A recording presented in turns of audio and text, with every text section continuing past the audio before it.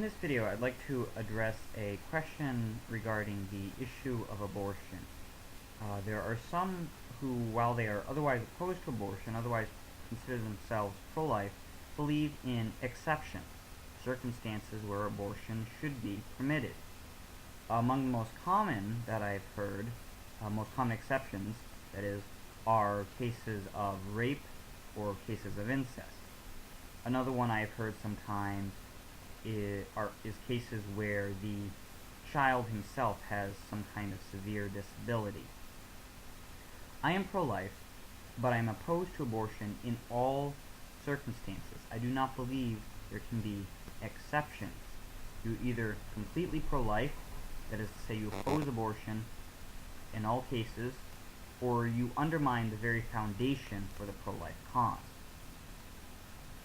Because the very basis for opposing abortion is the personhood of the unborn child. I am opposed to abortion in all circumstances because the unborn child is just that, a child. It is a human person with the rights of a human person, most fundamentally and above all, the right to life.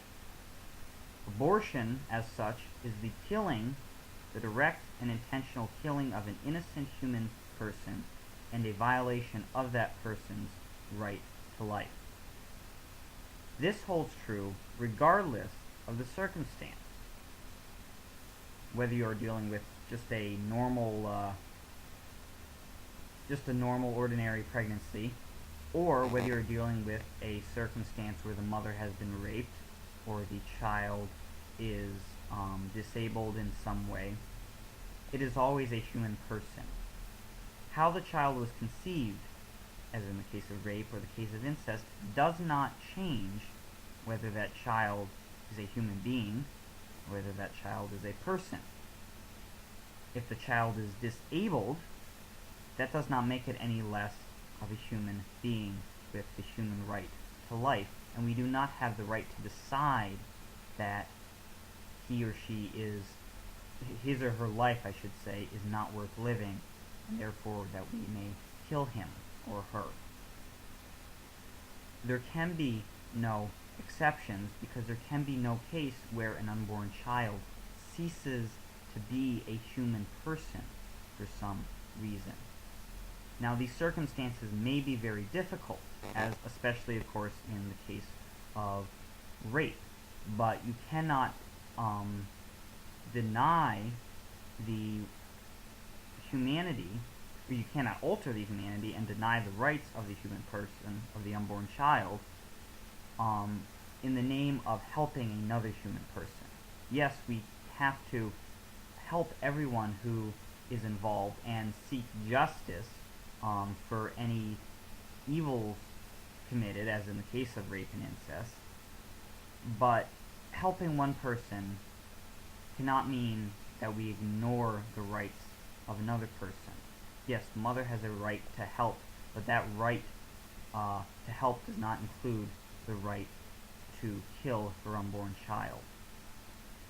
Because regardless of how the child is conceived and regardless of the circumstances under which the mother is pregnant with that child, he or she is still a human person. Now, I know there are some who are watching this and saying, well, the child is not a human person, the child is not a human being. Well, if that is the case, if you're saying that, then you're in an entirely different conversation. I am discussing rape, incest, etc. as exceptions in which abortion is permitted, whereas it would otherwise not be legitimate. So if you're saying it's not a human person, you're wrong, then I would prefer you not comment on the video, not because I'm not interested in discussing that, just because that's not related to the subject I'm trying to discuss, which is the possibility of exceptions to abortion.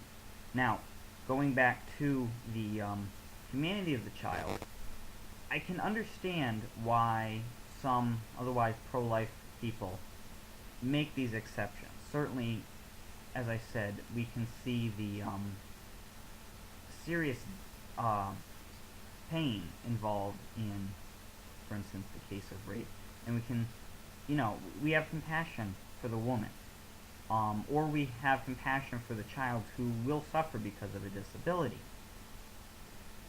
But I think in our compassion, in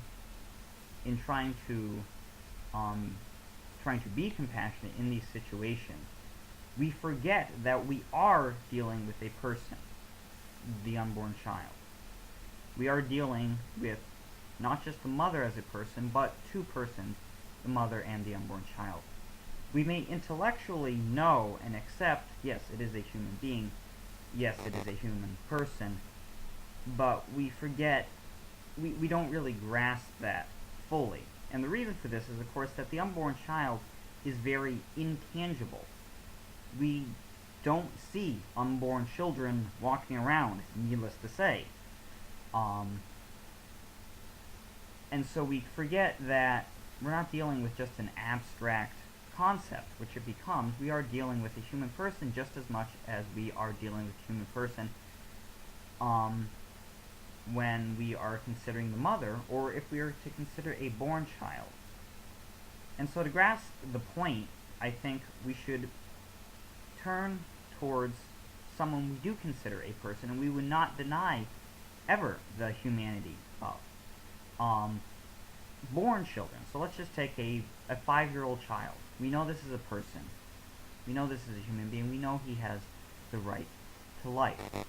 And we would not say, as some do with the unborn child, well, I am opposed to killing a 5-year-old unless the mother is going to suffer greatly because of that child, or unless the child is going to suffer greatly because of some disability. Therefore, it's sometimes better to just kill the child. No, we wouldn't say that. We would say this is a human person, and it is murder always to kill this child, even if we are trying to help him or her, or trying to help the mother. But if we are pro-life, and we are opposed to abortion, we know that the unborn child is just as much a child, a person with the right to life, as the 5-year-old child. And therefore, if we cannot make exceptions for a 5-year-old being killed, we cannot make exceptions for an unborn child. And this is how we have to think. We have to not allow the unborn child to become merely an abstract concept, but we have to remember always that we are dealing with a baby, with a human child, and that when we kill that child in abortion, it is murder. Therefore, we have to remember that there are no exceptions to abortion.